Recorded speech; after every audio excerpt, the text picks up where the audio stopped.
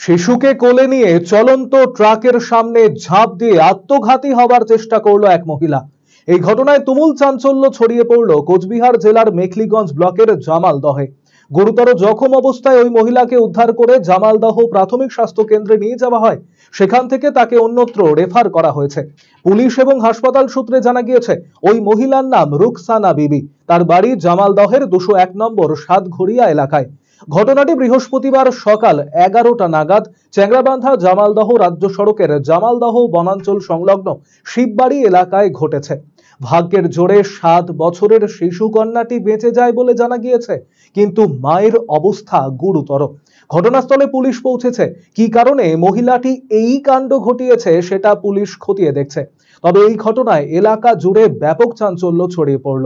বাচ্চাটার ও বাড়িতে মনে অশান্তি করে ছুটে এসে আমার গাড়িতে এসে পড়লো। আমরা বাঁচাই দিকে আমাদের নিজের জীবন চলে যেত, বাচ্চাটাও মরে যেত। কখন হয়েছে ঘটনাটা? আরে এখন 10 মিনিট। আপনারা কি গাড়ি নিয়ে আসছিলেন? আমরা লরি যাচ্ছিলাম। কোন জায়গায় হয়েছে ঘটনাটা? ঘটনাটা হয়েছে জামালদা বলে ওইখানটায়। আপনারা কোথা থেকে কোথায় যাচ্ছিলেন? আমরা কলকাতা থেকে আসছি, যাবো আসাম, গুয়াহাটি।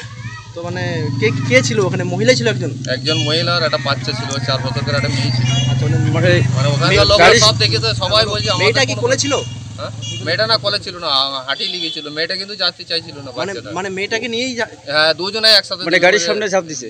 ছুটে গিয়ে আমার গাড়ির ভিতরে মাথা বসে দিচ্ছে। আচ্ছা, না আত্মহত্যার চেষ্টা করেছিল নাকি? হ্যাঁ, বাড়িতে কোনো অশান্তি ঝগড়া যা হোক ওদের।